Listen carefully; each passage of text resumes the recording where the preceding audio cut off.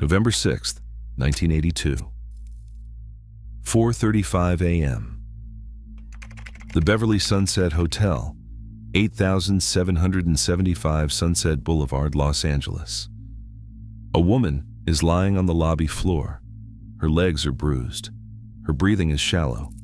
She's 46 years old, weighs maybe 110 pounds, and somewhere in her bloodstream, cocaine, Valium, and Jack Daniels are shutting her organs down one by one.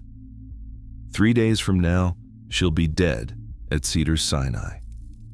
The Los Angeles County coroner will call it an accidental overdose. Her sister will call it murder. And nobody, not the LAPD, not the FBI, not the 4 crime families whose secrets she carried, will open a homicide investigation. Her name was Geraldine McGee. Sharon Stone played her in Martin Scorsese's Casino, the role that earned Stone a Golden Globe and an Oscar nomination. You know her as Ginger McKenna, the doomed Vegas hustler who drank herself to death. But the real Geri McGee didn't just drink too much and love the wrong man. She was an FBI informant sitting on the details of the largest casino skim in American history, and she'd been feeding those details to the feds while the mob was watching. This is the story Casino couldn't tell. How a girl from the poorest family in Sherman Oaks built a fortune on the Las Vegas Strip, married into the mob's casino empire, and ended up the single most dangerous woman alive to organized crime in 4 states, and how that knowledge killed her. You have to understand how poor she was to understand everything that came after. Geraldine McGee was born May 16, 1936, in Los Angeles. Her father, Roy, was a gas station mechanic. Her mother, Leona, everyone called her Alice, suffered from mental illness severe enough that she was hospitalized more than once. The family lived in Sherman Oaks in the San Fernando Valley, and according to Geri's older sister, Barbara, they were the poorest family in the neighborhood. Barbara told Esquire years later, Geri hated it more than anything. The girls wore hand-me-downs from neighbors. They took jobs as children just to keep the household running. Geri attended Van Nuys High School, graduating in 1954. Her classmates included Robert Redford and future Hall of Fame pitcher Don Drysdale, kids who would go on to become exactly the kind of people Geri wanted to be. Rich, famous, untouchable. She showed real talent as a ballroom dancer and started entering beauty contests. An aunt named Naomi Ingram offered to pay for business school. Geri said no. She wanted something bigger, something faster, something that didn't involve sitting behind a desk answering phones. When Naomi refused to fund anything else, that door closed. So Geri cycled through the only jobs available: clerk at Thrifty Drugs, teller at Bank of America, a position at Lockheed Martin. She hated all of them. But here's where her story takes the turn that Casino erased completely. Around age 15, Geri had started dating a guy named Lenny Marmer. Older, charming, the kind of kid who wore sunglasses indoors and thought he was the sharpest person in every room. Marmer looked at Geri and saw a commodity. He entered her in swimsuit competitions and dance contests, functioning as her manager, pocketing a cut of every win. He was, according to multiple sources, involved in drug dealing. He was the first man to recognize what Geri could become and the first to exploit it. On December 27, 1957, Geri gave birth to a daughter, Robin. Marmer refused to marry her. He would eventually marry 3 other women, but never Geri, never the mother of his child. Around 1960, he convinced her to move to Las Vegas for better opportunities. Then he stayed behind in Los Angeles, showing up every few weeks, usually to borrow money. Think about that. He pushed her toward Vegas, kept his distance, and came around when he needed cash. James Woods played this character as Lester Diamond in Casino, but Scorsese made a critical omission. He erased Robin entirely. In the film, Ginger's attachment to Lester looks like a pimp and prostitute dependency. In reality, it was something far more complicated. They shared a daughter. That was the chain Geri could never break.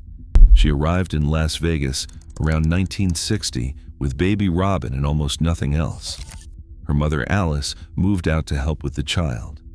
Geri started as a cocktail waitress, then landed a spot in the Folies Bergère at the Tropicana, the most famous showgirl revue on the Strip. The salary was about $20,000 a year. Good money, but not the kind of money that erases poverty. The real money was in hustling, and Geri was a natural. By the early 1960s, she had become one of the most skilled chip hustlers in Las Vegas. She cultivated relationships with high rollers. She charmed gamblers into sharing chips. She worked the casino floors with a combination of beauty, tactical intelligence, and the kind of emotional radar you develop when you grow up poor and desperate.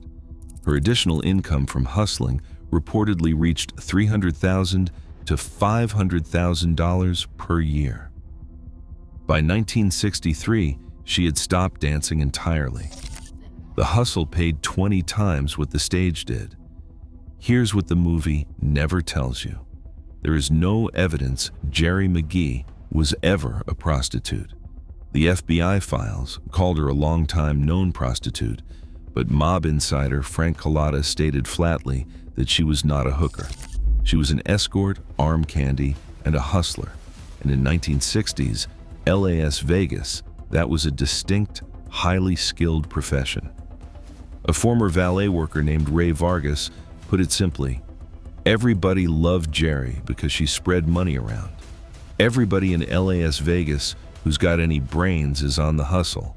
Nobody lives off their paycheck parking cars or dealing cards. By the late 60s, Geri owned her own home. She had accumulated blue chip stocks. She was supporting her mother, her daughter, and eventually her sister Barbara, who moved in after her husband abandoned her with 2 small children. Barbara was stunned by what her little sister had built. She had everything. She had blue chip stocks. She had saved her money. This was not a gold digger. This was a self-made woman who had pulled herself from the poorest house in Sherman Oaks to financial independence through sheer force of will. And that's the person Casino reduced to a one-dimensional femme fatale. Then, Frank Rosenthal walked into the Tropicana. It was around 1968. Rosenthal, known as Lefty to everyone who knew him, was a Chicago-connected sports handicapper who had been living at the Tropicana. He spotted Geri working a blackjack table and later described it like a revelation. He watched her hustle a player so masterfully that an entire room full of men dove to the floor to pick up chips for her. Everyone else scrambled. Geri stood still. She looked across the room. Rosenthal looked back. He said later, "She and I are the only 2 people in the whole casino who aren't on the floor." He proposed. Geri refused. She was in love with money, not men, and she knew the difference. Rosenthal had to give her a 2-carat, heart-shaped diamond pin just to get her to start dating him. On May 4th, 1969, they married at Caesar's Palace, which erected a chapel for the occasion. 500 guests, caviar, lobster, champagne. The entire wedding was comped. Rosenthal didn't even know the cost. But here's the foundation the entire marriage sat on. Rosenthal was honest about it. There was never any question. I knew Geri didn't love me when we got married. She married me because of what I stood for. Security, strength, a well-connected fellow. A friend had suggested it. Rosenthal was rich and based in Vegas, and Geri didn't want to leave. That calculation, security over love, would define everything that followed and eventually destroy her. By 1974, Rosenthal had become the de facto boss of 4 casinos: the Stardust, the Fremont, the Hacienda, and the Marina. All operated under Alan Glick's Argent Corporation, financed by a $62.7 million loan from the Teamsters Central States Pension Fund, which had become the MOB's private bank. The film condensed these 4 casinos into one fictional Tangiers. In reality, Rosenthal earned $250,000 a year as executive consultant and reported not to Glick, but to Chicago outfit boss Joey Aiuppa. You have to understand what was flowing through those casinos. At the Stardust, a slot supervisor named George J. Vandermark rigged the coin weighing scales so that every $10 in coins registered as 9.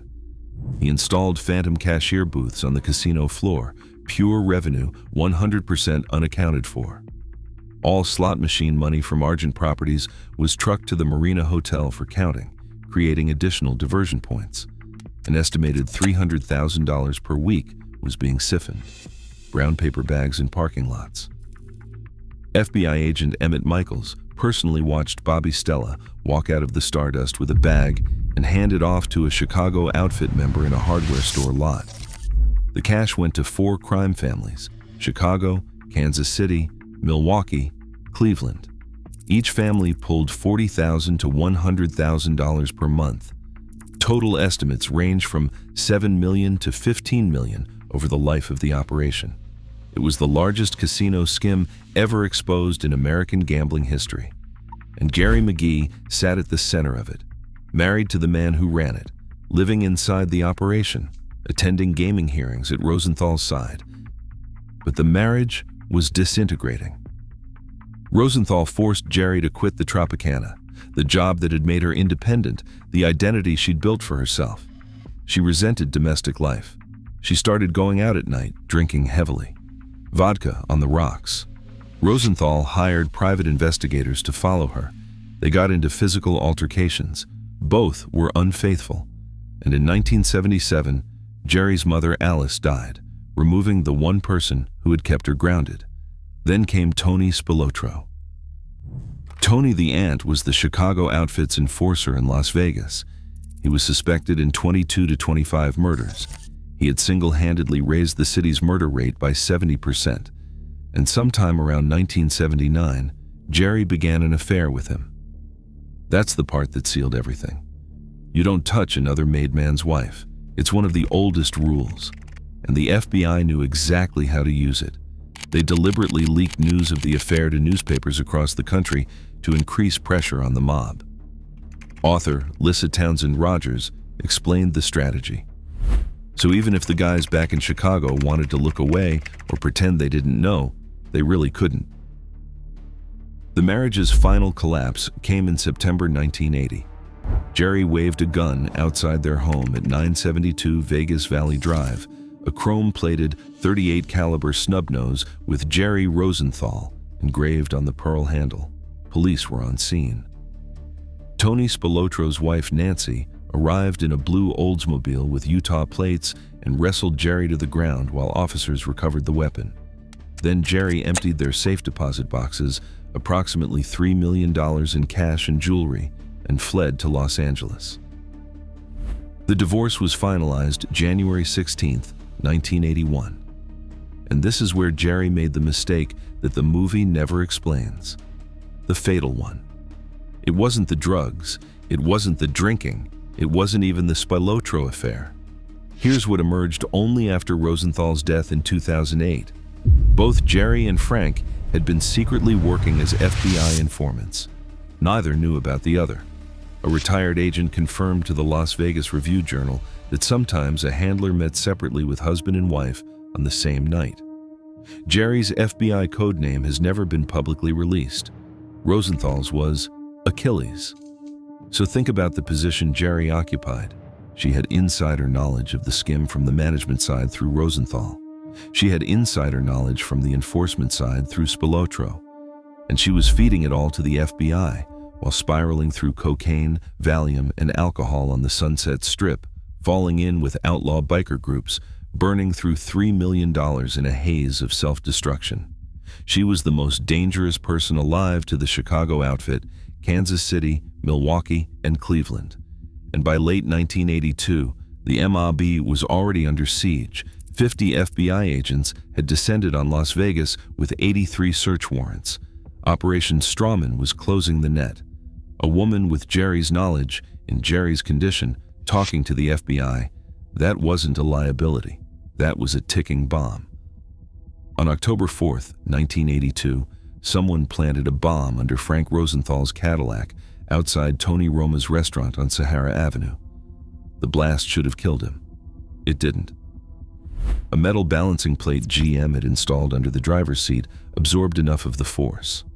Suspects ranged from Milwaukee boss Frank Balistrieri to Spilotro to a group of bikers associated with Geri. 5 weeks later, Geri was dead. At approximately 4:35 a.m. on November 6, 1982, she was found in the lobby of the Beverly Sunset Hotel on Sunset Boulevard in Los Angeles. Heavily drugged, her legs were bruised. She was transported to Cedars-Sinai Medical Center. For 3 days, she lingered. On November 9th, she died. She was 46 years old. The Los Angeles County coroner ruled it an accidental overdose, cocaine, Valium, and Jack Daniels. Rosenthal paid $50,000 for a private autopsy to clear his own name. It corroborated the official finding. No murder investigation was opened. But the bruises on her legs were consistent with a physical struggle or with being forcibly injected. The timing, 5 weeks after a car bomb meant for her ex-husband, has never been adequately explained. Her sister Barbara stated flatly that she believed Geri was murdered by the people that had tried to kill Frank. And the doctor who pronounced her dead reportedly could not rule out foul play. The mob calls it a hot dose. You take someone who already abuses drugs and you give them a shot that's just too pure, just too much. It looks exactly like what it's designed to look like, another addict who couldn't handle the night. The bruises fade, the questions stop, the coroner signs the paper, and the woman who knew where $300,000 a week went for nearly a decade disappears into a footnote. After that, everybody got theirs. Alan Dorfman, the Teamsters pension consultant, was shot dead in a parking lot in January 1983, 1 month after Geri, another witness eliminated before sentencing. The Kansas City skim trial produced devastating convictions in January 1986. Ayupa got 28.5 years. Cerrone got the same. DeLuna got 16. Balistrieri and Rockman went down. On June 14, 1986, Tony and Michael Spilotro were lured to a basement outside Chicago under the promise of a promotion. They were beaten and strangled. Tony reportedly asked his killers if he could say a prayer. There was no reply. Their bodies were buried in an Indiana cornfield, stacked on top of each other. A farmer found them 8 days later. Rosenthal fled to Florida, ran a sports betting website, and died of a heart attack in 2008 at 79, whereupon the world learned he'd been informant Achilles the entire time. That's the pattern Casino wouldn't touch. Geri McGee wasn't destroyed by drugs or bad men or her own worst impulses, though she had plenty of each. She was destroyed because she sat at the intersection of every secret that mattered. The operator's wife, the enforcer's lover, the FBI's source. Any one of those positions was survivable. All three at once, while the largest skim in American gambling history was collapsing under federal investigation, was a death sentence delivered not with a bullet, but with a dose calibrated to look like one more night she couldn't handle. Sharon Stone kept the Poochie jacket her character dies in. She said of the woman she played, "I didn't want her death to go unwitnessed, as it had been." Geri McGee was buried at Mount Sinai Memorial Park in the Hollywood Hills. She was 46. She'd built a fortune from nothing, lost it to the men who used her, and died in a hotel lobby at 4:35 in the morning, wearing bruises nobody bothered to explain. If this story changed how you see Casino, hit subscribe. We drop a new mob documentary every week. Here's the question. Do you think Geri McGee died of an overdose, or was she the last loose end the mob couldn't afford to leave breathing? Drop your answer in the comments. Until next time.